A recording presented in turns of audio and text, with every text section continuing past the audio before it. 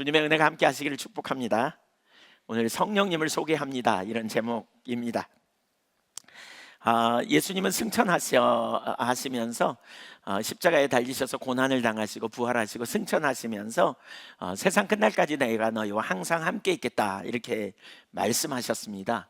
마태복음 28장 19절 20절에 보면 너희는 가서 모든 민족을 제자로 삼아 아버지와 아들과 성령의 이름으로 세례를 주고 내가 너희에게 분부한 모든 것을 가르쳐 지키게 하라. 볼지어다 내가 세상 끝날까지 너희와 항상 함께 있으리라. 이렇게 말씀하셨어요.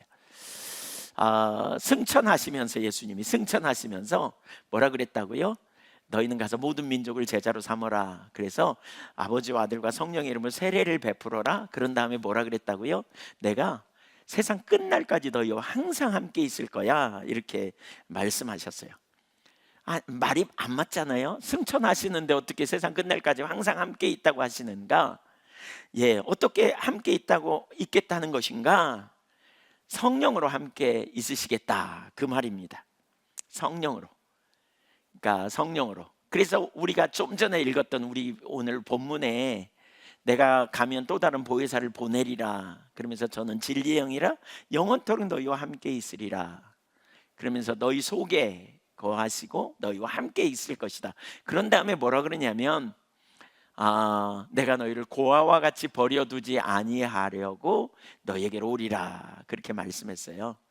그러니까 예수님이 승천하시면서 우리에게 다시 오셔서 우리 안에 내주하시겠다. 뭘로 버려두지 않는다고? 고아처럼 버려두지 않겠다고 이렇게 말씀하세요.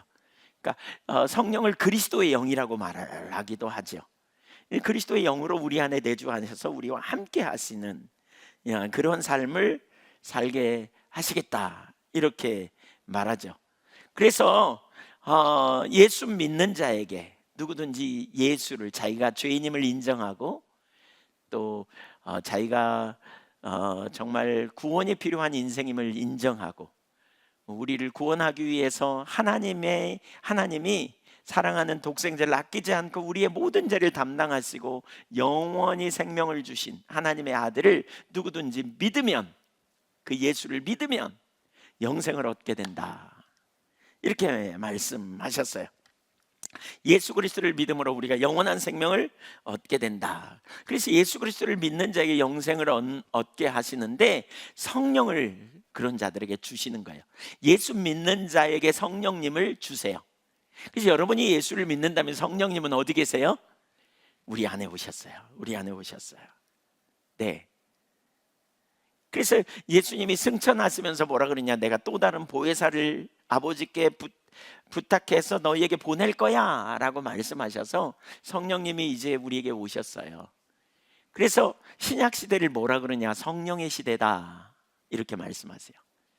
예수님이 승천하심부터 예수님이 재림이 하시기까지 이 시대를 성령에 의한 시대다. 한번 따라서 하세요. 성령의 시대. 성령으로 사는 시대, 성령에 의한 삶을 살아야 되는 시대라고 말하는 거죠. 그래서 우리가 성령으로 우리가 하나님과 교제를 누리는, 주님과 교제를 누리는 삶이 가능하고요. 성령님에 의하여 우리가 살아야 돼요. 모든 영역에. 요한복음 15장에 보면 이런 표현이 있어요. 나는 포도나무요 너희는 가지니 저가 내 안에 내가 저 안에 있으면 이 사람은 열매를 많이 맺는다. 우리가 어떻게 예수님 안에 또 예수님이 우리 안에 거하는 삶이 있느냐? 실제적인 삶은, 그러니까 우리가 예수를 믿음으로 우리가 예수님 안에 거하고 또 예수님이 우리 안에 거하는 삶이 있는데, 예수님이 우리 안에 거하는 삶이 어떻게 이루어졌느냐? 요한 1서 4장 13절을 한번 같이 읽어볼까요? 시작.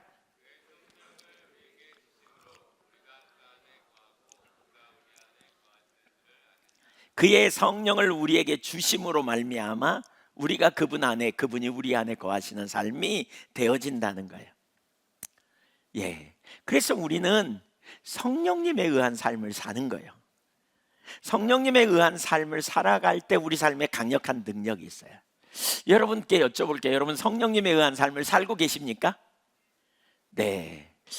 그 삶이 뭔지 좀 더 우리가 오늘 살펴보기를 원하는데요. 성령님에 의한 삶을 산다는 게 뭔지, 네. 사실 제가 볼 때는요, 많은 분들이 성령님에 의한 삶을 잘 못 살아요. 아멘 하셨지만 아멘 하신 분도 어쩌면 잘 살고 있는지 한번 좀 점검해 봐야 돼요. 이게 성령님에 의한 삶이 우리 가운데 좀 더 실제적이고 구체적이기 위해서는 두 가지가 참 중요한데, 하나는 성령님이 하나님이시라는 사실을 아는 게 중요하고요, 성령님이 인격이시라는 사실, 인격체라는 사실을 아는 게 중요해요. 물론 이거 다 알 거예요. 여러분 다 알아요. 말하나 마나. 근데 문제가 뭐냐면 이게 지적 동의의 수준에 머무를 수 있어요. 근데 이 사실을 우리가 알게 되면서 오늘 본문을 다시 보게 된다면 좀 더 다른 차원일 거예요.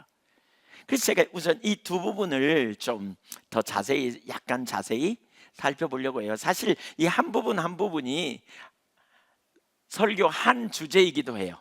이 하나하나가 요소가.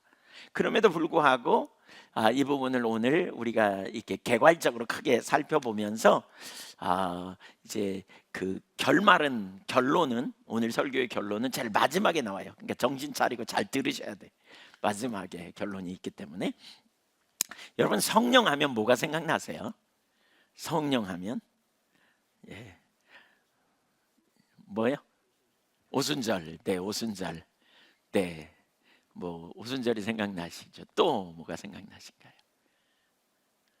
네, 네, 혹시 순복음 출신은 뭐 성령하면 능력, 뭐 혹은 방언 이런 거 생각나실 수도 있고요. 또 뭐 뜨거움, 뭐 이런 생각이 나시지 않을까 싶기도 하고. 어떤 경우에 우리가 성령과 능력을 동일시하는 경우가 많죠. 그래서 성령 받았다 그러면 뭐 어떻게 생각해요?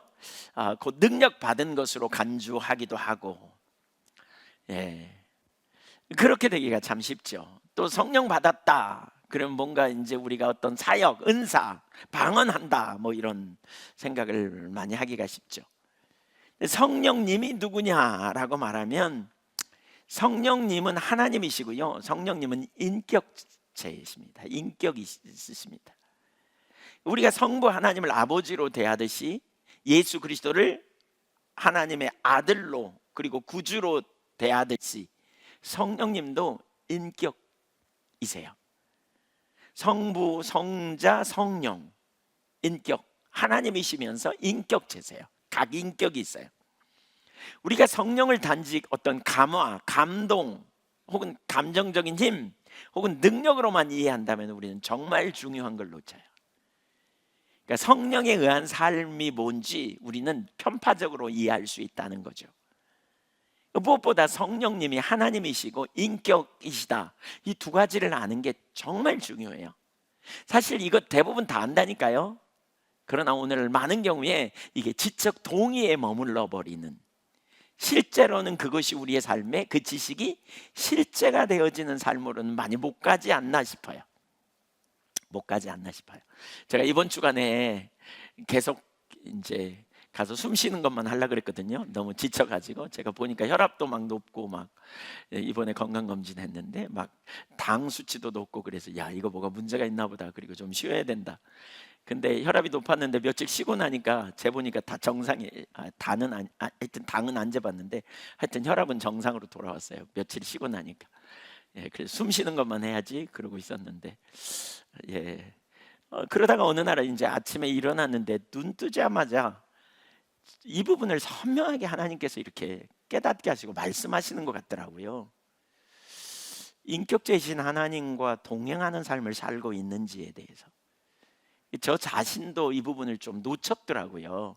그래서 제가 돌이켜서 이 부분에 대해서 더 많이 생각하고 묵상하고 바라보게 되면서, 그 다음에 바로 다음 순간에 그러면 우리 교회 성도님들은 어떨까 생각해 봤더니 뭐 저랑 별로 다르지 않을 것 같아요. 이렇게 좀 놓치고 살지 않으신가? 그래도 제가 조금 더 성령에 의한 삶을 살았다고 생각할 수 있지 않을까? 뭐 이런, 교만일 수도 있습니다만 어쨌든 이 놓치고 살지 않았나? 이런 생각이 참 최근에 이렇게 들면서 이분을 회개하고요. 전환했어요. 어제 그 ICF에서 같이 나눴거든요, 이 부분. 근데 거기 있는 분들이 공통적으로 이렇게 오신 분들이, 우리 정중 집사님도 여기 계시고, 그래서 다, 조유정 집사님도, 거기 참석하신 분들 대부분의 분들이 다 그러셨어요. 나에게 준 말씀이라고, 내게 주신 말씀이라고, 이렇게 대부분이. 그러니까 한편으로는 우리가 놓치고 사는구나, 이 부분을 많이, 이런 생각이 참 확인되어졌고요. 그래서 사실 제가 이 부분을 시리즈로, 이제 성령에 의한 삶에 대해서, 성령님에 대하여 시리즈로 좀 설교를 해야 되겠다 계획을 세워서, 근데 아직 계획되기도 전에 오늘 아침에 눈 뜨자마자 설교를 바꿔야 된다는 강한 부담감이 제게 있어가지고 제가 오면서 바꾸기 시작했습니다. 그래서 주보도 못 바꾼 채로 이렇게 바꿨습니다. 두 가지를 우선 보고 결론을 내리려고 합니다. 첫째, 성령님은 하나님이십니다. 삼위일체 교리는 이해하기가 참 쉽지 않아요. 비밀이에요. 그러니까 삼위일체 교리가 뭐예요? 하나님은 한 분이신데 세 위격을 갖고 계시다. 위격이란 말은 각자의 인격을 갖고 계시다, 그 말이거든요. 하나님은 한 분이세요. 근데 세 인격을 갖고 계세요. 성부 하나님, 성자 예수님, 성령 하나님. 세 위격을 갖고 계세요. 각기 인격을 가지고 계세요. 그래서 이걸 논리적으로 이해하려고 하면 이해가 잘 안 돼요. 성경이 말하고 있는 바를 믿음으로 받아들이는 게 필요해요. 이것은 그래서 자칫 잘못하면 삼신론으로 가요. 하나님은 세 분이다 이렇게 말하면 삼신론이 돼요. 예, 그건 성경과 정면으로 배치되는 거고요. 또 양태론이라는 게 있어요. 양태론, 말이 좀 어렵죠? 좀 쉽게 만들면 좋은데, 양태론이라는 게 뭐냐면 이런 얘기예요. 제가 있잖아요, 예를 들면 역할에 따라 다르다, 이런 식이죠. 제가 저희 집에 가면 제 아내가 저한테 남편이라 그러죠. 저희 자녀들이 저에게 아빠라 그러잖아요. 교회에 오면 제가 목사잖아요. 이런 형태로 부르는 게 아니에요. 이런 형태로. 네, 그거는 합당하지 않아요. 그거는 이단이에요. 그렇게 말하면. 한 분이신데 세 인격을 가지신 분, 이런 의미예요. 그래서 이걸 정리하면 세 가지를 꼭 기억해야 돼요. 첫째는 뭐냐? 하나님은 삼위라는 거예요. 삼위. 세 인격을, 각기 인격을 가지신 분이라는 거예요. 두 번째, 각 인격체는 한 하나님이세요. 그러니까 하나님은 삼위이시다. 둘째, 각 인격체는 한 하나님이시다. 세 번째, 하나님은 한 분이시다. 이게 이제 성경에서 가르치는 바예요. 그러니까 무슨 얘기냐면 이런 얘기예요. 하나님이 삼위라는 말, 첫째로 삼위라는 말은 각각 독립된 인격체시다, 그런 의미예요. 성부는 성자가 아니고 성자는 성령이 아니라는 의미예요. 예. 그러니까 성부의 인격이 있고 성자의 인격이 있고 성령의 인격이 있으시다는 거예요. 세 인격을 가지셨어요. 예. 그러니까 우리가 좀 전에 읽은 사도행 마태복음 28장 19절에서도 뭐라 그랬어요? 이게 이제 삼위일체를 가르치는 증거 구절 중에 하나인데, 너희는 가서 모든 민족을 제자로 삼아 어떻게 해요? 아버지와 아들과 성령의 이름으로 세례를 베풀었어요. 아버지는 성부 하나님을 가르치고요, 아들은 성자 예수님을 가르치고 성령 하나님을 가르쳐요. 세 인격 이름으로 라는 표현을 말하죠. 각 인격체를 말하는 거예요. 그러니까 독립적인 인격체라는 거죠. 일반적으로 신약에서 하나님은 성부로 표현하고 있어요. 성부 하나님을 의미하고, 하나님이라는 단어는 성부 하나님을 표현하고, 주라는 말은 성자 하나님 예수 그리스도를 가르치는 명칭으로 사용됐어요. 이걸 염두에 두고 고린도전서 12장 4절부터 6절을 읽어보면 이렇게 말하고 있어요. 삼위일체를 분명하게 표현하고 있거든요. 읽어볼까요? 은사는 여러 가지나 성령은 같고 지금은 여러 가지나 주는 같으며. 여기 주는 누구예요? 성자 예수 그리스도를 가르치죠. 6절, 또 사역은 여러 가지나 모든 것을 모든 사람 가운데서 이루시는 하나님은 같으니. 은사에 대해서 각기 다르게 표현해요. 은사, 직임, 사역 이렇게 세 가지로 표현하는데 이 표현을 뭘로 했어요? 성부, 성자, 성령으로 표현하고 있어요. 그러니까 은사는 누구에게 오는 거예요? 삼위 하나님께, 성삼위 하나님께 오는 거예요. 그래서 성부와 성자와 성령은 분명한 인격체이시기 때문에 협조하는 관계로 표현된 각 인격을 가지신 유격이세요. 성부 하나님, 성자 하나님, 성령 하나님이라고 부르시죠. 인격체를 가지셨단 말이에요. 각 하나님, 그러니까 성부, 성자, 성령은. 그럼에도 불구하고 그러니까 그뿐 아니라 두 번째로 성부 하나님, 성자 하나님, 성령 하나님은 하나님이신 거예요. 성부, 성자, 성령은 하나님이세요. 성부 하나님은 분명히 하나님이세요. 뭐 이런 표현은 되게 많아요. 예를 들면 그냥 하늘과 땅을 창조하신 분은 성부 하나님이라고 우리가 표현하죠. 하늘과 땅을 창조하신 하나님, 주권자, 통치자 하나님, 성부 하나님을 가르쳐요. 성경 구절 들지 않아도 성경에 무수히 많이 나와 있는 표현이에요. 그 다음에 성자도 온전한, 성자 예수 그리스도도 온전한 하나님이세요. 요한복음 1장 1절부터 4절까지 보면 거기에 그리스도, 예수 그리스도가 말씀이라고 해요. 태초에 말씀이 계시니라. 그러면서 이 말씀이 하나님과 함께 계셨다 이렇게 표현하고, 이 말씀은 곧 하나님이시니라. 근데 여기서 이 말씀이 곧 누구냐? 그리스도입니다. 요한복음 1장 14절에 보면 말씀이 육신이 되어 우리 가운데 거하심에 아버지의 독생자의 영광이요 은혜와 진리가 충만하더라. 그래서요, 말씀이 육신이 되어 거하신다. 독생자의 영광, 하나님의 독생자 예수 그리스도시라는 거예요. 예수 그리스도. 그래서 부활하신 예수님을 본 도마가 요한복음 20장 28절에서는 이런 표현을 해요. 예수님을 나의 주시며 나의 하나님이시니이다 라고 고백해요. 예, 나의 주, 나의 하나님. 성령 하나님, 성자 예수 그리스도가 곧 하나님이시다. 이해하시죠? 근데 성령도 온전하신 하나님이세요. 성령도. 사도행전 5장 3절과 4절을 좀 보면, 사실 이런 부분 여러분 신앙생활 좀 하셨기 때문에, 또 처음 하신 분들은 잘 모르지만 좀 하신 지 되신 분들은 다 알아요. 성령도 하나님이신 것. 근데 다시 좀 점검하고 또 살펴보려고 해요. 이유가 있어요. 나중에 더 나누겠지만 읽어볼까요? 베드로가 이르되 아나니아여 어찌하여 사탄이 내 마음에 가득하여 내가 성령을 속이고 땅값 얼마를 감추었느냐. 누구를 속였다고요? 성령을 속였다 그랬잖아요. 4절 보세요.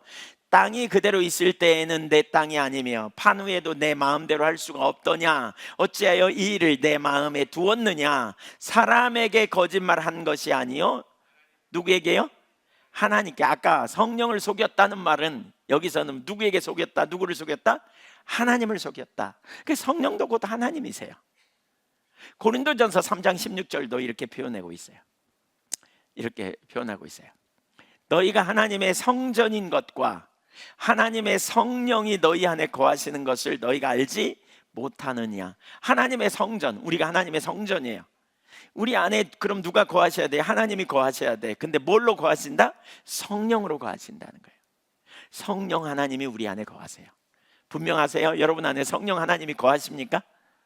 안 거하신다면 뒷조사 해봐야 됩니다. 여러분 예수 믿는 사람이라면 성령님이 여러분 안에 거하십니다.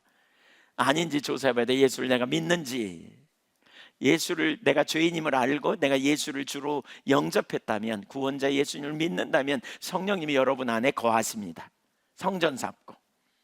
아멘. 자, 하나님은 삼위이시다. 각기 인격을 가지셨다. 그런데 두 번째로 이 삼위이신 하나님은 각기 하나님이시다. 세 번째, 동시에 하나님은 한 분입니다. 이 세 인격을 가지신 하나님은 한 분이십니다. 한 분. 이걸 잘 기억하는 게 중요해요. 그러니까 여러분 삼위일체를 기억할 때 이 세 가지를 항상 기억하는 게 되게 중요해요. 세 인격을 가지셨다. 그런데 각기 하나님이시다.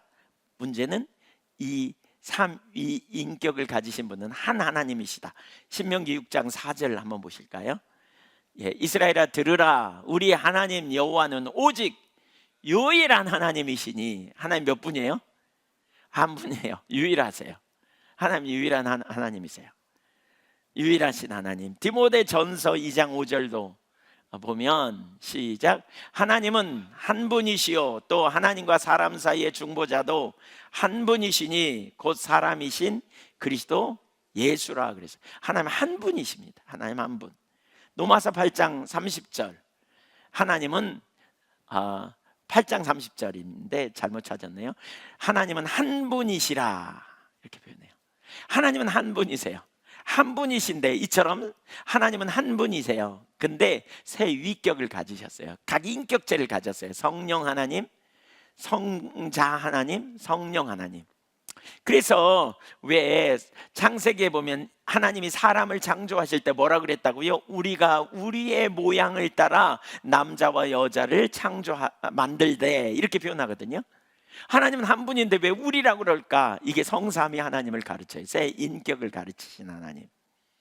새 인격. 우리의 인격이 하나님께로 나왔거든요. 또 이사야 6장 8절에 보면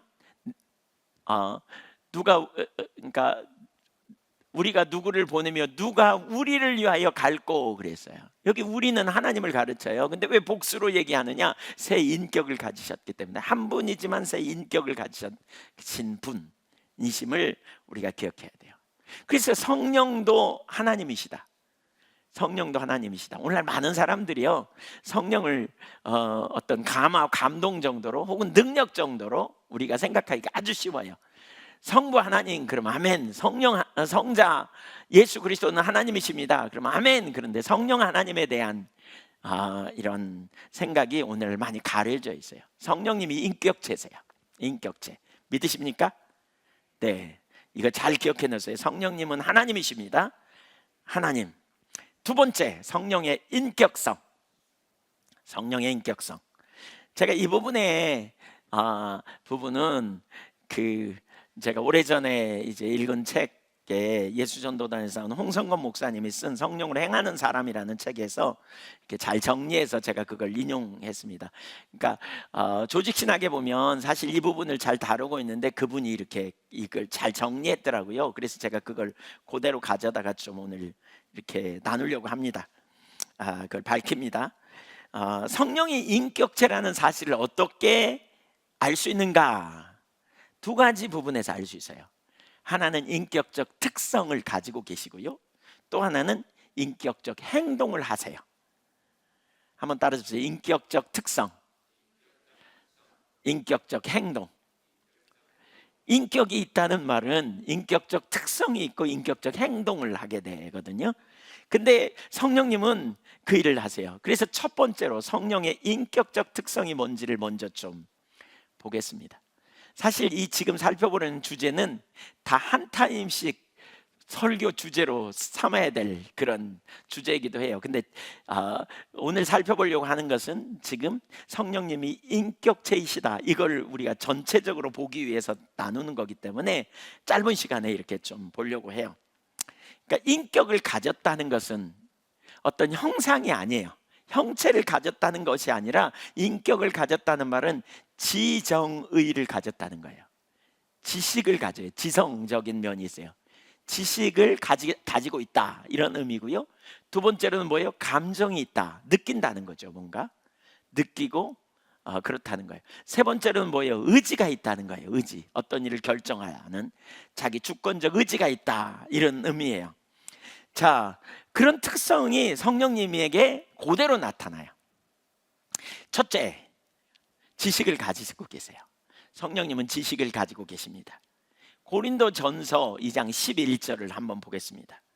고린도전서 2장 11절. 예, 시작. 사람의 일을 사람의 속에 있는 영 외에 누가 알리요? 이와 같이 하나님의 일도 하나님의 영 외에는 아무도 알지 못하느니라. 사람의 일 사람의 속에 있는 영 외에는 누가 알리요? 예, 사람이 인격이기 때문에요, 우리 모두는 우리 자신 사정을 알아요. 인격체이기 때문에 그래요. 그런데 이처럼 성령께서도 하나님의 사정을 안다는 거예요. 지식이 있다는 거예요. 지식을 갖고 계세요. 그래서 하나님의 뜻이 뭔지, 의도가 뭔지 우리에게 알려주시는 그 일을 하세요. 우리가 하나님의 뜻대로 행하면 하나님을 기쁘시게 할 수 있잖아요. 그리고 요한일서 5장 14절에 그의 뜻대로 구하면 응답하시잖아요. 맞죠? 예. 그래서 우리가 하나님의 뜻이 무엇인지, 우리가 어떻게 하나님의 뜻대로 살 수 있는지 성령님이 우리에게 가르쳐 주세요. 성령은 지식을 갖고 계세요. 지식을 갖고 계세요. 예수님이 사역을 감당할 때 스스로 나는 아무것도 할 수 없다. 또 예수님이 요한복음 14장 10절에도 10절 11절에 보면 내가 말하는데 내가 하는 것이 아니요 내 아버지께서 내 안에서 말하신다 이렇게 표현해요. 그 말은 성부 하나님이 예수님 안에 계셔서 예수님의 입을 열었다 닫았다 말씀했다 그런 의미가 아니라 친밀한 교제 가운데 성령님을 통해서 알게 하시는 것을 나누신다 그 말이거든요. 예수님이 하나님의 뜻을 어떻게 하느냐? 성령으로 충만했고 성령에 민감하여 주님의 음성을 듣고 하나님의 뜻을 쫓아 사역을 감당하고 그 의도를 드러내셨다 이런 의미예요. 성령님은 지식이 있으세요. 두 번째, 성령님은 의지를 가지고 계세요. 의지를 가지고 계세요. 고린도전서 12장 11절 우리 한번 같이 읽어볼까요? 시작. 이 모든 일은 한 성령이 행하사 그의 뜻대로 각 사람에게 나누어 주시는 것이니라. 여기 이 모든 일이라는 말은 그 앞에 보면 고린도전서 12장 7절부터 나타난 성령의 은사에 대해서 말해요. 어떤 사람에게는 지식의 말씀, 지혜의 말씀, 뭐 이렇게 쭉 9가지 은사가 나오잖아요. 누가 주신다고요? 성령이 누구 뜻대로? 예, 성령 뜻대로. 성령 뜻대로. 성령 뜻대로. 우리말에 우리 뭐 재밌는 표현이 있잖아요. 엿장수가 하루에 가위를 몇 번 철거덕거리냐. 요즘 젊은이들은 무슨 말인지 못 알아들을 거예요. 엿장수를 안경을 봤으니까. 왜? 그러면 우리는 뭐라 그래요? 엿장수 맘대로 뭐 그러잖아요. 사실 주권이 있는 거죠. 엿장수의 주권. 예, 의지가 있는 거예요. 자기 맛대로. 예, 성령님은 이처럼 의지를 가지고 역사하시는 분이세요. 의지를 가지고 뜻을 가지고 일하시는 분이시죠. 예, 각 사람에게 무엇이 중요한지, 어떤 부분이 중요한지 각 사람에게 그분의 뜻대로 나눠주신다 이렇게 말하고 있어요. 성령님은 의지를 가지셨어요. 그러니까 한마디로 말하면 성령님은 하나님이시고요, 자기 뜻이 있으세요. 그 뜻을 따라서 나누어 주시는 거죠. 세 번째, 성령님은 생각하십니다. 생각하십니다. 그러니까 지식이 있다 그랬어요. 첫 번째, 두 번째 의지가 있어요. 그렇죠? 이제 세 번째, 이 지식이 있기 때문에 뭘 하시냐? 생각을 하시는 분이세요. 로마서 8장 27절 볼까요? 시작. 마음을 살피시는 이가 성령의 생각을 아시나니 이는 성령이 하나님의 뜻대로 성도를 위하여 간구하심이니라. 마음을 살피시는 이가 성령의 생각을 안다. 성령은 생각하시는 분이에요. 인격이시기 때문에 생각이 있어요. 아무 생각 없이 사는 게 아니에요. 마치 우리가 친구를 생각하듯이 성령님께서도 우리를 생각하신다는 거예요. 저와 여러분 한 사람 한 사람을 생각하시고 이끄시고 어떻게 좋은 길로 인도하실까 이런 의도를 가지신다는 거예요. 네 번째, 성령님은 우리를 사랑하십니다. 성령님은 우리를 사랑하십니다. 이게 잘 안 와닿는다는 말을 제가 들었어요. 예수님 사랑합니다. 예수님이 우리를 사랑하십니다. 아멘 그러죠. 하나님이 우리를 사랑하십니다. 아멘. 성령님이 사랑하십니다. 잘 안 와닿는데요. 성령님이 인격체라는 걸 몰라서 그래요. 성령님이 인격체세요. 로마서 15장 30절을 우리 보겠습니다. 로마서 15장 30절 시작. 형제들아, 내가 우리 주 예수 그리스도와 성령의 사랑으로 말미암아 너희를 권하노니 너희 기도에 나와 힘을 같이하여 나를 위하여 하나님께 빌어. 우리 주 예수 그리스도와 성령의 사랑으로 말미암아 너희에게 권한다. 그래서 바울 사도가 다른 사람에게 권하되 그리스도의 사랑과 성령의 사랑으로 너희를 권한다. 그래서 성령님은 사랑이세요. 성령을 느낌이나 능력으로 정도로만 알면 안 돼요. 성령님은 우리를 사랑하시는 분이세요. 이걸 제대로 알지 못하기 때문에 우리가 성령님을 사랑할 수가 없어요. 성령께서 우리를 사랑하심을 알기 때문에 우리도 그분을 사랑하고 그분을 예배할 수 있죠. 이런 찬양이 있죠. 아버지 사랑합니다. 아버지 경배합니다. 2절은 어떻게 해요? 예수님 사랑합니다. 3절 성령님 사랑합니다. 성령님 경배합니다. 이 찬양이 뭘 담고 있는 줄 아시겠어요? 하나님이시라는 거예요. 그리고 성령님은 인격체라는 거예요. 우리를 사랑하시는 그 사랑을 알고 우리가 그 성령님을 사랑하는 거예요. 사랑하는 것. 네. 그래서 우리가 성령님은 인격체시기 때문에 우리를 사랑하신다라는 사실을 분명히, 감정이죠. 감정, 사랑 감정적 요소입니다. 또 감정이 있기 때문에 성령님은 근심하시기도 합니다. 우리가 죄 가운데 있을 때, 5번째, 성령님께서는 우리가 죄 가운데 있을 때 근심하십니다. 에베소서 4장 30절 한번 볼까요? 시작. 하나님의 성령을 근심하게 하지 말라. 그 안에서 너희가 구원의 날까지 인치심을 받았느니라. 예, 그 안에 하나님의 성령을 근심하게 할 수 있다는 거예요. 근심. 우리의 행동이 성령을 근심하게 할 수 있어요. 근심하게 할 수 있어요. 언제 우리가 근심해요? 인격이기 때문에 근심해요. 인격이기 때문에. 네, 제게 있는 핸드폰이 제게 있어요. 핸드폰은 인격이 아니에요. 이거 뭐죠? 물체예요. 그래서요, 제가 이 핸드폰을 자주 안 본다고 핸드폰이 시험 들어가지고 삐지지 않아요. 그렇죠? 예, 핸드폰이 삐지지 않아요. 핸드폰을 안 만져준다고 삐지지 않아요. 근데 저희 집에 인격체가 저 말고도 둘이 같이 살아요. 근데 혼자 밥 먹는다고 대화 안 한다고 그냥 안 삐질 거라 기대하면 큰일 나요. 그렇죠? 소통이 필요해요. 대화가 필요해요. 그렇잖아요. 무시하는 거지. 그렇죠? 여러분이 인격인데 여러분의 가족이 여러분과 한 집에 살면서 무시한다면 얼마나 기분 나빠요.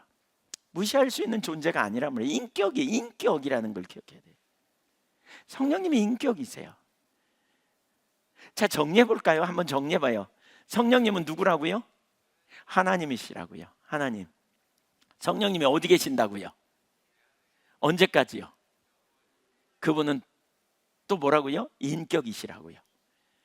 영원히 내 안에 성전 삼고 거하시는 하나님이 내 안에 인격체로 와 계세요. 그렇다면 우리는 어떻게 살아야 돼요? 그러면 여러분 안에 계신 성령님을 어떻게 대하고 계세요? 좀 고민되시죠 지금? 성령님을 내가 정말 존중히 여겼는지 무시했는지, 요즘 애들 말로 개무시한다 그러잖아요. 어떻게 대했는지 우리가 좀 살펴봐야 돼요. 결론적 부분에서 나눌 건데, 제가 어느 날 아침에 눈을 팍 떴는데 우리가 성령을 참 근심시키고 있구나, 무시하고 있구나, 이런 생각이 들면서 저 자신을 이렇게 깊이 있게 성령님이 조명해 주셨어요. 인격이신데, 내 안에 와 계신데 내가 성령님을 어떻게 대했지? 지금까지 어떻게 대했지? 합리화하려고 제가 막 머리를 굴려요. 가끔 보면 인격인, 저희 집에 사는 인격인 제 아내와 제가 대화를 하면서 어떤 때는 머리를 굴려요 제가. 왜냐하면 화나지 않게 하려고, 좋은 관계를 유지하려고, 말을 잘해야 되는데, 이런 인격.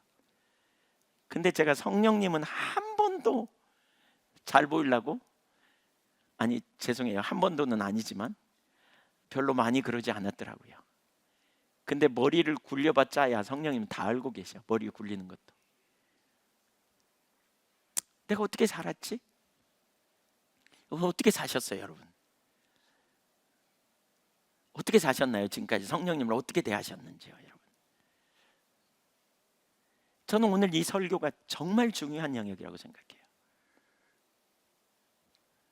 정말 중요한 부분을 주님이 말씀하고 계셨다 싶었어요. 자, 좀 더 나가보죠. 결론에 가서 더 나눌 거니까. 6번째, 예수님께서 성령을 소개하실 때 예수님께서 성령을 소개하실 때 그것이라고 말하지 않고 그라는 인칭 대명사를 사용하셨어요. 예. 그러니까 요한복음 15장 26절을 보면 이렇게 말하고 있습니다. 요한복음 15장 26절 시작. 내가 아버지께로부터 너희에게 보낼 보혜사 곧 아버지께로부터 나오시는 진리의 성령이 오실 때 그가 나를 증언하실 것이요. 그라고 말하고 있어요. 영어 성경에 he라는 말이죠. 그가 나를 증언할 것이다. 그분이에요. 그분.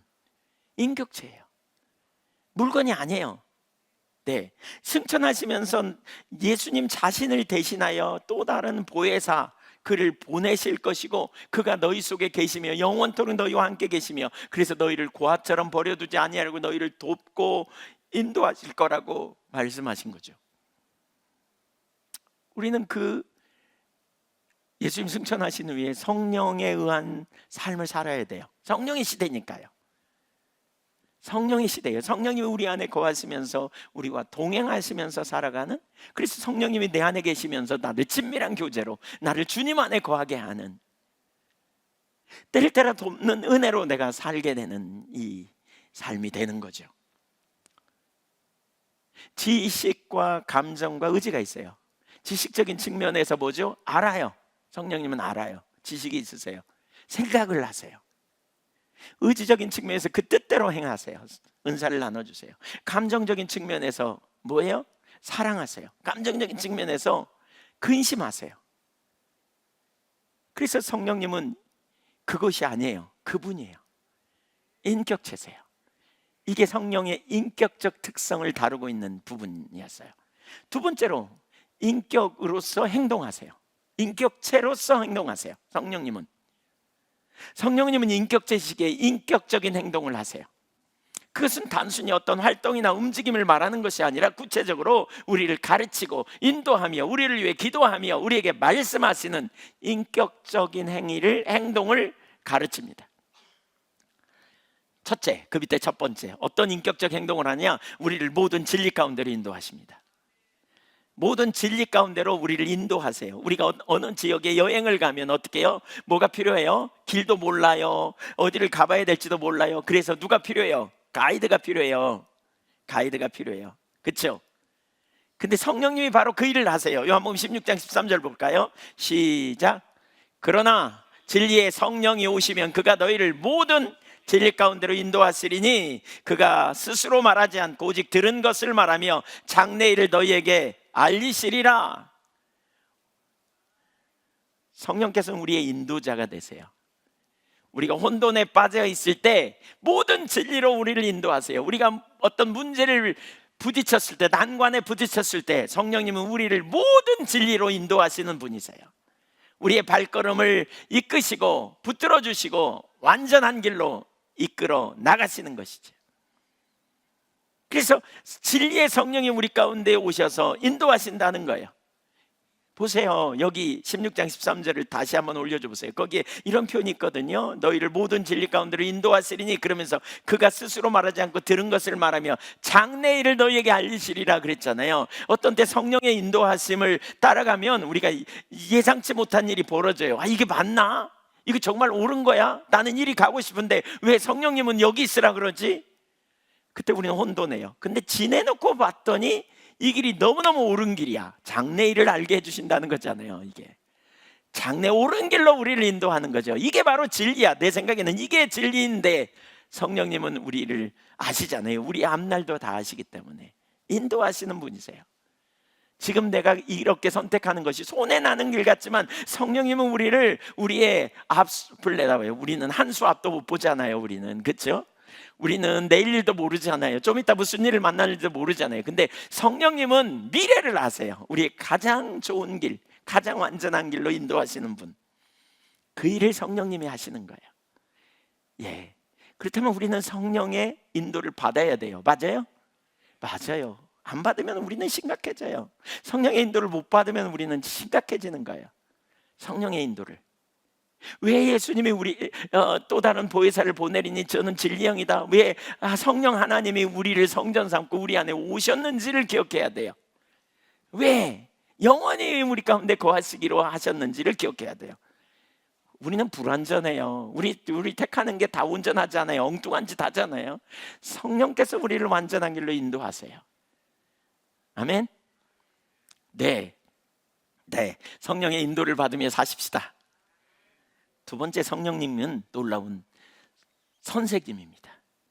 가장 놀라운 선생님. 요한복음 14장 26절도 읽어보겠습니다. 시작. 보혜사 곧 아버지께서 내 이름으로 보내실 성령, 그가 너희에게 모든 것을 가르치고 내가 너희에게 말한 모든 것을 생각나게 하시리라. 자, 이 보세요. 성령님은 우리에게 신령한 것을 가르치는 거룩한 선생님이에요. 우리가 어떤 진리를 아는 것이 아니라 오직 성령님께 선생님이 되셔서 우리를 가르침으로 진리를 알게 해주시는 거예요. 깨닫게 해주시는 거예요. 네, 참 놀라운 건 우리가 뭐죠? 주님의 그 말씀을 듣는 게 늘 놀랍잖아요.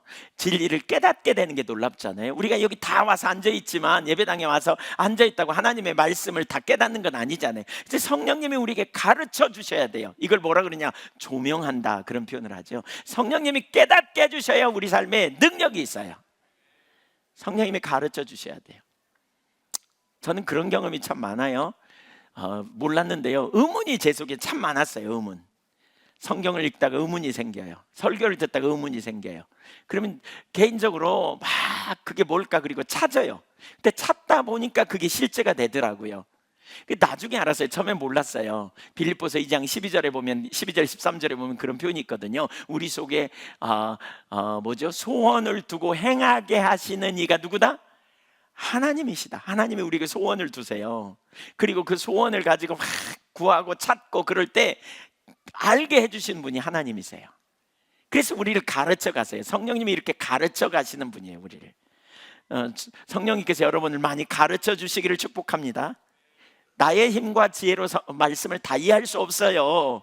성경은 하나님의 생각, 하나님 말씀이기 때문에 성령께서 그 비밀을, 그 지식을 우리에게 가르쳐 주셔야 돼요. 근데 성령님이 우리를 가르쳐 주신다니까요. 너무너무 좋은 선생님이 우리 안에 거하고 계세요. 어떻게 성령에 의한 삶을 살아야 되겠어요? 안 살아야 되겠어요?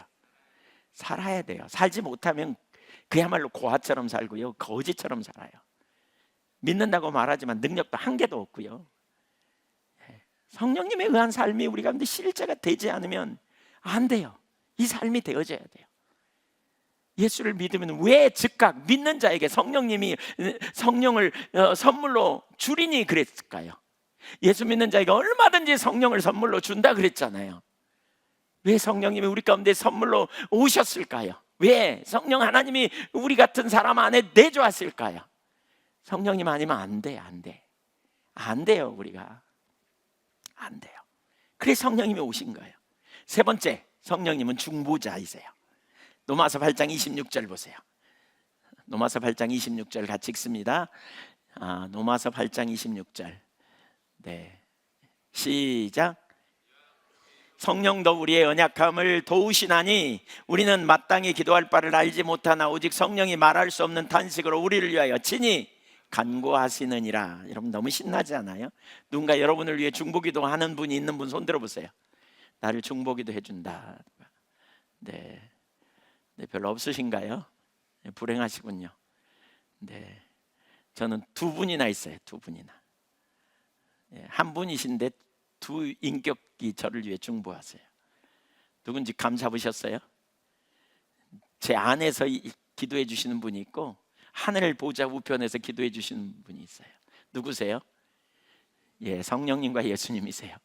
성령님이 우리를 위해 중보하고 계신데요, 우리 안에서.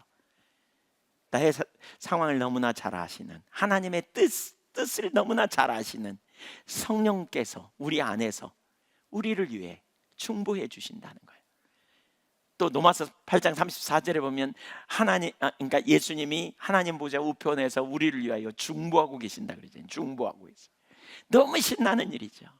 우리를 위하여 중보해 주신대. 얼마나 신납니까? 여러분, 아무도 여러분을 위해 기도하지 않는 것 같습니까?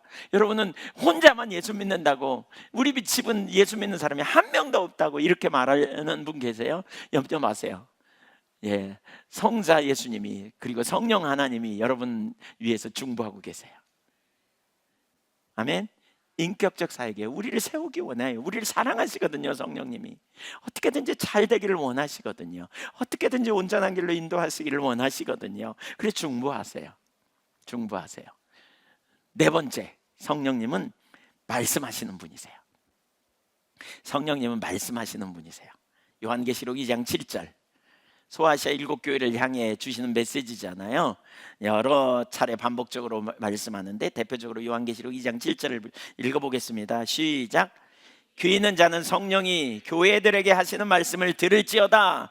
이기는 그에게는 내가 하나님의 낙원에 있는 생명나무의 열매를 주어 먹게 하리라. 귀 있는 자는 들으시기를 바랍니다. 성령의 음성을 들으십시오. 우리가 해야 될 일이에요. 성령의 음성을 들어야 돼요.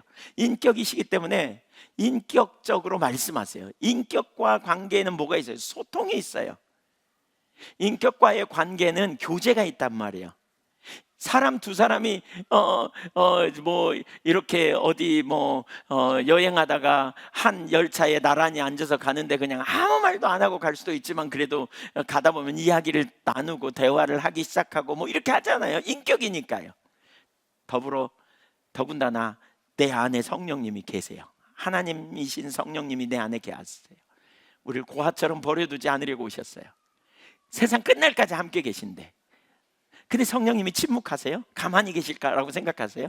아니에요. 우리에게 말씀하세요. 우리를 인도하세요. 우리를 돕기를 원하세요. 우리와 상담하게, 우리에게 성령을 보혜사라고 말하잖아요. 보혜사를 영어 NIV 성경에는 카운셀러라고 번역하고 있어요. 예, 헬퍼로 번역하는 성경도 있어요. 가이드, 안내하여. 성령님이 가만히 계신다고 생각하세요? 아니요. 성령님이 여러분 말씀하세요. 성령님이 우리에게 말씀하세요. 우리는 그 음성을 들어야 돼요. 성령께서 다양하게 말씀하시죠. 성령께서 말씀하시는 거가 뭡니까? 대표적으로는 성령을 통해 말씀하시잖아요. 성경을 통해. 우리가 성경을 읽다 보면 어떤 순간 성령님이 조명하시잖아요. 그 말씀이 내게 확 들어오잖아요. 이게 나를 향해 주시는 말씀으로 이렇게 깨달아지잖아요. 와, 하나님이 나에게 말씀하셨다 이러잖아요. 예. 우리가 어떻게 인도를 받습니까? 어떻게 제가 목사가 됐을까요? 성령의 인도하심이었습니다. 그건 성령의 음성을 들었기 때문에 여기까지 온 겁니다. 여러분 어떻게 믿음 안에서 여러분이 이 사람은 하나님이 주신 내 짝이다 라는 확신을 가질 수 있었습니까? 성령께서 말씀하셨기 때문에 그게 되어집니다. 성령님은 오늘 또 말씀하시는 분이에요. 설교를 통해 말씀하시기도 하죠. 성령의 조명으로 우리에게 깨닫게 하시고 은밀한 중에 깨닫게 하세요. 제가 오늘 설교하는도 하나님이 주신 감동이었다 그랬잖아요. 어제 이 부분을 나눴더니 많은 분들이 하나님이 내게 말씀하셨다. 다들 그러시더라고요. 내게 말씀하셨다. 어떻게 그럴 수 있을까요? 성령님께서 하신 거예요. 성령님께서. 성령의 음성을 듣는 게 얼마나 놀라운지 몰라요. 여러분 보세요. 제가 아브라함의 일생을 가만히 살펴보면서요, 아브라함은 우리하고 비슷합니다. 여러분 비슷해요. 아브라함의 잘못을 볼까요? 아브라함은 믿음의 조상이라고 막 그러잖아요. 막 띄우잖아요. 근데 아브라함 잘못한 거 많아요. 세상에 우리 여자분들 한번 생각해 보세요. 여러분의 남편이요, 자기 살라고 여러분을 네 누이 동생이라고 합시다. 누가 당신 뺏어가면서 나 죽일까 싶으니까 누이 동생이라고 합시다. 이렇게 말하면 여러분 그 남편 존경할 만해요? 무시해요? 예, 무시하지. 그런 남편 할 말이 없네. 뭐 이러잖아요. 우리 그런 인간 다 있나 뭐. 이게 아브라함이었어요. 그래서 아브라함의 이야기를 읽다 보면 우리하고 비슷한 사람이구나. 이게 보여요. 사실 자기 중심에 우리가 돌아가면 언제든지 우리가 그 자리에 가요. 문제는 뭐냐면 아브라함이 아브라함 될 수 있는 비결이 뭔 줄 아세요? 하나님의 음성을 듣는 거예요. 성경을 가만히 읽다 보니까요, 창세기 읽다 보니까 아브라함이 평상시에도 잘 살았던 건 아니에요. 어떤 때 내버려두면 막 아브라함이 막 하나님 안 기뻐하는 길로 막 갑니다. 막 흉년이 드니까 애굽으로 막 내려가가지고 자기 아내 스스로 살라고 막, 그렇죠?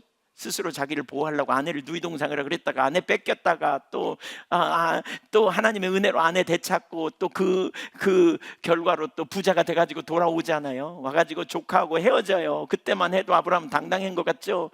하나님 앞에 그 다음 순간에 창세기 15장에 보면 삐져가지고요, 하나님이 내가 너의 상급이고 방패다 그랬더니 뭐라 그래요? 아브라함이 뭐라 그래요? 주님, 제 유업은 저 다메섹 사람 엘리에셀이면 충분합니다. 이렇게 말, 믿음의 싹 없어졌어요. 그랬더니 아니야, 네 몸에서 날 자라야 해. 그러면서 언약을 베푸니까 또 믿음이 충만해요.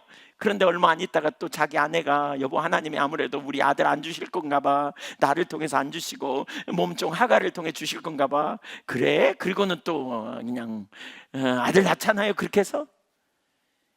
예, 여러분, 아브라함이나 우리나 본성이요, 하나님 못 만나면 다 똑같습니다. 어디로 가요? 자기 중심으로 돌아가요.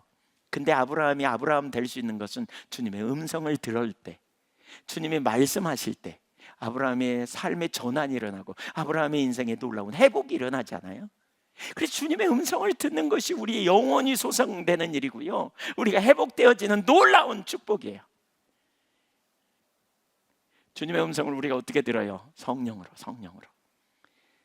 제가 설교를 아무리 열심히 해도요, 여러분에게 하나도 안 들릴 수 있어요. 무슨 말인지 못 알아들어요. 근데 성령께서 깨닫게 하셔요. 들리게 해주신다면, 아, 하나님의 말씀입니다. 아, 하나님이 나에게 이렇게 말씀하셨어요. 이런 역사가 일어나야 우리가 일어서고 회복이 일어나고 새로워지는 일이 일어나는 거죠. 성령에 의한 삶을 살아야 되겠어요? 안 살아야 되겠어요? 살아야 돼요. 성령에 의한 삶 살아야 돼요. 예. 하나님의 백성이 하나님을 떠나면 나타나는 징계 중에 하나가 아모스 8장 11절에 보면 물이 없어 기갈이 아니라 영적인 기갈이라 그러잖아요. 말씀을 안 주세요. 하나님이 설교를 들어도 그냥 성경을 읽어도 그런갑다 이런 정도죠. 깨달음이 없어. 깨달음이 없어요. 사실 여러분, 말씀을 들어도 깨달음이 없다, 그럼 뭔가 병 걸린 거예요. 설교를 들어도 하나도 은혜가 안 된다, 그러면 꼭 그런 탓하거든요. 목사님이 기도를 안 해갖고. 네, 틀린 말은 아니에요. 맞을 수 있긴 한데, 근데 그렇게 하면 안 돼요. 안 들리는 거예요. 내가 뭐가 문제가 있는 거예요. 그럼 말씀에 기갈이 왔다 이렇게 생각하셔야 돼요. 성령의 음성을 듣는 것, 이게 하나님 백성의 너무 자연스러운 삶이어야 돼요. 다섯 번째, 성령께서는 사람을 보내시고 사람을 부르시고 사명을 주셔서 파송하시는 분입니다. 성령은 사도적 영이다 이런 표현을 해요. 사도라는 말이 뭐예요? 보내심을 받은 자, 그런 표현이거든요. 성령은 보내시는 분입니다. 성령은 우리를 파송하십니다. 사도행전 13장 2절을 보십시오. 주를 섬겨 금식할 때 성령이 이르시되 내가 불러 시키는 일을 위하여 바나바와 사울을 따로 세우라. 당시 안디옥 교회의 담임 목사와 수석 부목사는 바나바와 사울이라고 할 수 있을 만큼 그들을 통해 교회가 안정되고 세워졌거든요. 그런데 파송하래요. 누가요? 성령이 말씀하시는 거죠. 그러자 13절, 이에 금식하고 기도하고 두 사람을 안수하여 보냈어요. 교회가 보냈어요. 근데 14절을 보세요. 이걸 뭐라고 표현하느냐? 두 사람이 누구의 보내심을 받아? 성령의 보내심을 받아. 여러분, 성령은 보내시는 분입니다. 부르시는 분도 성령님이시고요, 구별되이 세우셔서 보내시는 분도 성령님이십니다. 교회의 일꾼을 세우고 하나님의 일을 위하여 파송하시는 분은 성령님이십니다. 바울과 바나바를 안디옥 교회에서 부르시고 열방에 파송하신 성령의 보내심이라고 그것을 표현하고 있어요. 주도권을 가지셨다는 걸 기억해야 돼요. 사역의 주도권을 가지신 분, 그렇죠? 예, 주권자라니까요. 그 뜻대로 누군가를 택하시고 부르셔서 그를 보내시는 거예요. 보내심을 받아 순종하고 나갈 때 그 두 사람을 통해 놀라운 열매가 맺어졌잖아요. 성령은 주권자고요, 순복해야 될 대상이에요. 순복해야 될 대상이에요. 그래서 성령의 음성에 귀를 기울이고 인도하심을 적극 따라야 돼요. 자, 정리하겠습니다. 이제 결론이면서 중요한 부분을 나누려고 합니다. 아주 중요한 핵심적인 부분이죠. 오늘 본문을 다시 한번 읽어보겠습니다. 성령님이 누구인지, 우리가 성령님은 누구이신지 정리하면서 읽어볼까요? 14장 16절, 여기 올라올 걸 기대 말고 여러분 성경을 보십시오. 좀 14장 16절, 내가 아버지께 구하겠으니 그가 또 다른 보혜사를 너희에게 주사 영원토록 너희와 함께 있게 하리니. 영원토록 함께 있다, 이 구절을 기억하십시오. 17절, 그는 진리의 영이라. 세상은 능히 그를 받지 못하나니 이는 그를 보지도 못하고 알지도 못함이라. 그러나 너희는 그를 아나니 그는 너희와 함께 거하시며 너희 속에 계시겠습니다. 성령님은 어디 계신다고요? 내 안에. 성령님은 누구세요? 하나님이시고 내 안에 계신데요. 언제까지요? 영원토록. 그분은 인격체세요. 근데 그분이 왜 오시느냐? 그분이 왜 오시느냐? 18절 보세요. 예수님이 이렇게 말해요. 내가 너희를 그와 같이 버려두지 않느냐 하고 너희에게로 오리라 그랬어요. 여기서 내가 오리라 그렇게 말했는데 뭘로 와요? 육신을 입고 오시는 게 아니라 영으로 오세요. 그래서 성령을 그리스도의 영이라 그래요. 성령님이 왜 오시느냐? 그리스도의 영이신 성령님이, 성부 하나님의 영이신 성령님이 왜 오시느냐? 잘 들으세요. 우리를 고아처럼 버려두지 않으려고. 그러니까 우리가 제대로 살려면 성령에 의한 삶을 살아야 돼요. 고아처럼 내버려두지 않는다니까요. 예, 고아는 돌봄을 받지 못해요. 부모가 자녀를 양육하잖아요. 어렸을 때부터. 그래서 어렸을 때부터 부모에게 배워야 되잖아요. 계속. 그래야 제대로 배워가잖아요. 잘 자라가잖아요. 어제 저희 손자 하고 제가 잠깐 여기 노비에 와서 만났어요. 모기가 막 날아다녀서 제가 모기를 잡는다고요. 막 이렇게 잡으려고 막 이러고 다녔어요. 그러다가 떨어져 가지고 발로 팍 밟았어요. 그랬더니 금방 그걸 보던 이놈이, 저희 조카가, 아니 손자가, 네, 보더니 이러고 다녀요. 그리고 이렇게 이러고 다녀요. 금방. 와, 쏜살같이 배우더라고요. 정말 쏜살같이. 그 사무실로 들어가지고 모기 어떻게 잡어? 그러면 여전히 이러고 금방 배워요. 와, 깜짝 놀랐어요. 그러니까 아이들이 얼마나 빨리 배우는지. 제 아빠가 드럼 치는 걸 봤나 봐요. 그래서 아빠가 뭐 했어? 그랬더니 이랬대요. 지금 뭐 2돌도 안 됐잖아요. 말도 못 하는데. 참 놀랍다. 정말 놀랍구나.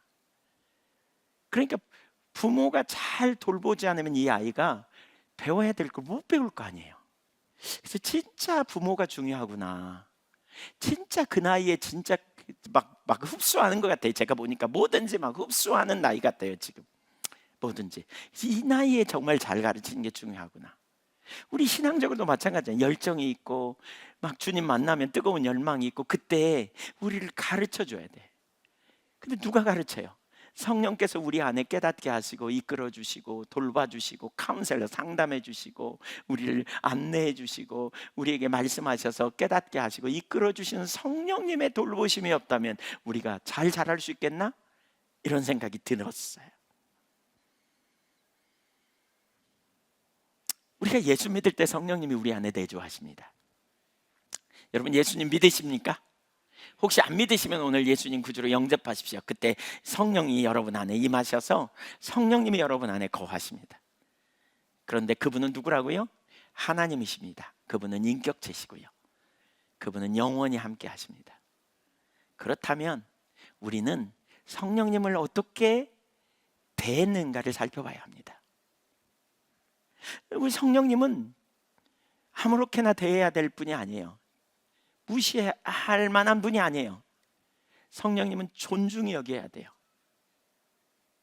성령님은 우리 가운데 권위를 가지신 하나님이시고요. 우리는 그분의 말씀을 아무렇게나 무시해도 되는 분이 아니에요. 우리는 우리 안에 내주하신 성령님의 음성에 귀를 기울이고 성령님이 근심하지 않을까 우리는 염려하고, 우리는 문제가 있을 때 성령님께 나아가 상담하고 성령님께 묻고, 또 매일매일 일어날 때마다 성령의 음성을 듣기를 사모하고, 구체적으로 성령님께서 우리에게 가르쳐 달라고 구하고, 이렇게 해야 돼요. 자, 여러분 집에 귀중한 손님이 오셨어요. 우리 집에 오시라고 막 환영했어요, 처음에. 그래서 귀중한 손님이 여러분에 오니까 안방을 내어드렸어요. 여기서 편히 쉬시라고, 잘 계시라고, 너무 환영한다고. 근데 그 다음 날부터 그냥 안방 쪽은 쳐다보지도 않고, 거기에 사람이 왔다 갔다 하는지 관심도 없고, 그냥 자기들끼리 밥 먹고 자기들끼리 얘기하고 무슨 일 있어도 그냥 혼자 결정하고 그냥 아무 일도 안 해. 그렇다면 인격인데, 인격. 주권자신데, 도와주러 왔는데, 상담해 주려고 왔는데, 바른 길로 인도하려고 오셨는데, 더러운 걸 싫어하시는데 온갖 더러운 것을 갖다 쌓고 더러운 행동을 하고 더러운 말을 하면서 애들 말로 개무시하는, 무시하는 그런 삶을 살고 있다면, 여러분이 그 집의 손님이라면 무슨 생각이 들겠어요? 여러분이 그 집의 손님이라면, 그 집이 다른 곳이 아니고요, 여러분 속이고요, 그 집의 손님이 성령님이세요. 성령님이 내 안에 손님으로 오셔서 너무너무 환영했어. 너무 기뻐했어. 근데 무슨 말을 해도 전혀 완전 무시해.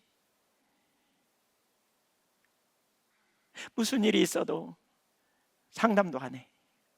물어보지도 안 해. 들으려고 관심도 안 해.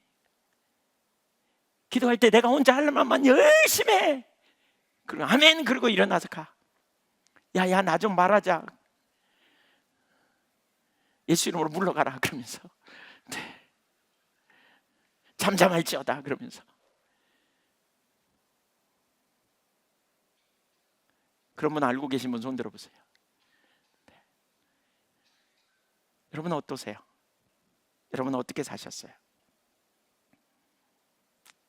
여러분의 부모님을 여러분 집에 모셔놓고 그렇게 보세요. 아니, 여러분이 부모님으로서 여러분의 자녀 집에 갔는데 여러분의 자녀가 그렇게 보세요. 무슨 생각이 들겠어요?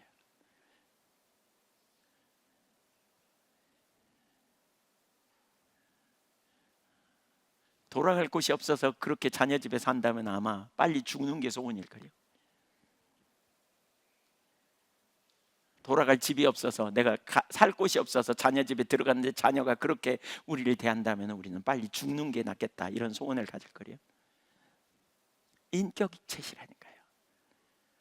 인격체.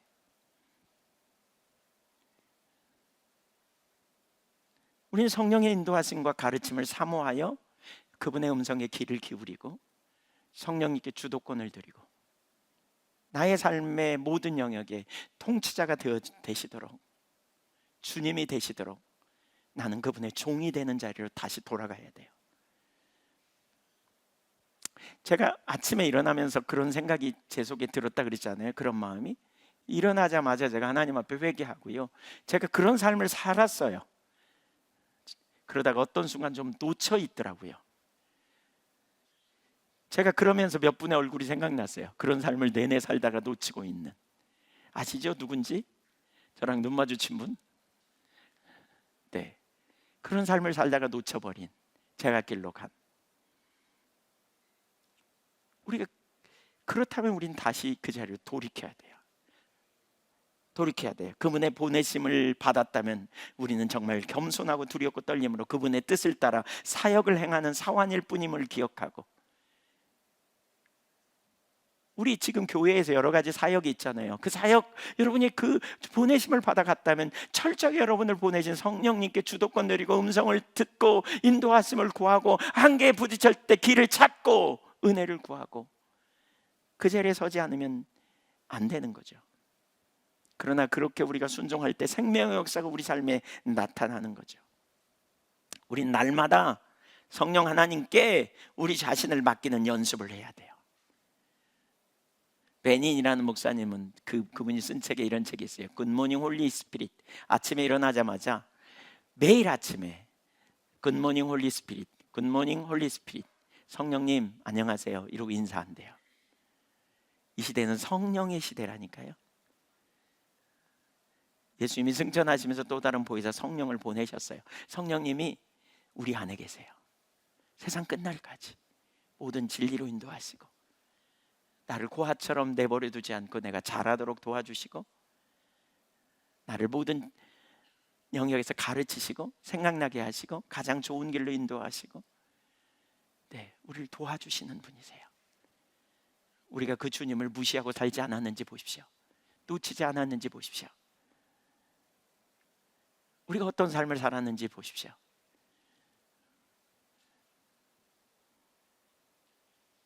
성령에 의한 삶을 사시기를 축복합니다. 개인적으로 몇 가지 제 삶에 일어난 예를 들면, 아까 소원을 두고 행하게 하시는 하나님이어서 문제가 있을 때마다 성령님께 제가 자꾸 물었다 그랬잖아요. 성령에 의한 삶이에요. 한계를 경험할 때마다 여러분 물으세요. 길이 무엇인지 알게 해달라고. 성령님, 어떻게 하는 것이 하나님의 뜻입니까? 라고 물으세요. 그냥 여러분 좋아하는 뜻대로, 돈이 되느냐, 뭐가 권력에 도움이 되느냐, 뭐가 내 인생에 좀 유익하느냐, 이렇게 찾지 말고요, 하나님의 뜻이 어디에 있는지 성령님께 자꾸 물으세요. 그리고 물었다면 귀를 기울이세요. 우리는 보통 그러거든요. 묻고는 에이 말씀 안 하시네, 그리고 나가버려서 잊어버려요. 하나님 음성을 듣는 사람은요, 묻고 나서 그때 말씀 안 하시면 계속 주시하여 보는 거예요. 일어나는 환경과 상황과, 그리고 그 다음에 누군가를 통해서 대화하면서 혹시 하나님이 이런 말씀을 내게 주시는지 저런 말씀을 주시는지 계속 물었다면 끝까지 주님이 공수표 날리지 않았어요. 응답하리라 그랬어요. 우리가 그의 뜻대로 구하면, 우리가 주님의 뜻을 알기를 구하고 가장 선한 길로 인도하심을 받기 원하면 하나님 반드시 말씀하세요. 우리가 자기 욕심을 가지고 듣지 않으려고 하기 때문에 그러는 거예요. 성령님은 우리에게 전략을 주세요. 어제 제가 나눈 얘기예요. 전남대 그 지금 캠퍼스 사역, 하나님이 참 놀라운 일을 하세요. 우리 참 정말 귀한 일을 하세요. 제가 보니까 정말 놀라운 일을 하시는 것 같아요. 우리 외국인들 어제 같이 찬양하는데 제가 깜짝 놀랐어요. 찬양하면서 요한계시록에 나오는 각 족속과 민족과 방언이 함께 하나님 보좌 앞에서 예배한다 그랬잖아요. 어제 같이 예배하는데 이런 게 천상에서 드리는 예배겠구나. 열방이 가까이 있더라고요. 멀리 안 나가도요, 각 민족 족속이 여기 전남대에도 있고 조선대에도 있고 열방 민족들이 와 있어요. 근데 그 일을 시작하게 된 시초가 뭔 줄 아세요? 어떻게? 이 한교회 제가 오자마자부터 전남대에 대한 부담을 주셔서 기도하게 하셨고요, 했다 말았다 뭐 그랬죠. 어떻게 될지 모르니까요. 근데 어떤 순간 집중적으로 기도하는데 하나님께서 한 4, 5년 전, 5년 전쯤 됐는지 도시락 토크 이런 글씨를 딱 주셨어요. 단어를. 금방 뭔지 알았어요. 제가 먹을 것 싸다가 나누면서 좋은 관계를 맺으라는 거구나. 그게 시작이었거든요. 그러면서 우리 같이 함께 하면서 하나님이 일해 가셨거든요. 이게 제가 어제 그 부분을 나눴더니 어떤 분이 다른 학교에서 그런 사역을 하신다 그러면서 그런 부분을 배워갖고 가야 되겠다고 이렇게 말씀하시더라고요. 그래서 제가 바꿔 설명할까 하다가 설명을 그냥 차마 못했어요. 잘난 찬다 그럴까 봐. 근데 사실은 여러분 방법이 아니에요. 성령님이 전략을 갖고 계세요. 그건 우리에게 주신, 우리가 사용한 하나님이 그 전략이었어요. 물론 다른 학교도 그렇게 사용할 수 있을 거예요. 그거는. 근데 그 방법만 배우면 결국 더 이상 못 나가거든요. 성령님이 우리의 길이 되시고요, 성령님이 우리의 전략이 되시고, 성령님이 우리의 지혜가 되시죠. 능력이 되시고요. 하나님이 인도하셨으니까 그 다음에 하나님이 구체적으로 인도하시고 돌보시는 거죠. 이 삶이 되어져야 돼요. 이 삶이. 여러분, 성령에 의한 삶이 뭔지, 성령님이 누구이신지 소개했어요. 자, 우리는 우리 안에 와 계신 성령님을 그동안 너무 많이 놓친 것 같아요. 너무 많이 잊어버렸어요. 성령님이 어떤 분인지. 그렇지 않으신가요? 오늘 설교를 들으면서 좀 그런 생각이 들으셨어요? 네. 그렇다면 우리는 성령에 의한 삶을 다시 회복해야 되겠는데, 성령님이 누구신가요? 여러분 생각해 보세요. 성령님은 어디에 계세요? 성령님 어디 계시다고요? 성령님이 누구시라고요? 우리를 왜 오셨다고요? 고아처럼 버리지 않으려고. 그래서 우리를 인도하시고 가르치시고 생각나게 하고, 그렇죠? 네, 구체적으로 우리에게 말씀하시고, 그렇죠? 우리는 그분의 음성을 듣고 인도하심을 따라가기만 해요. 같이 기도하겠어요.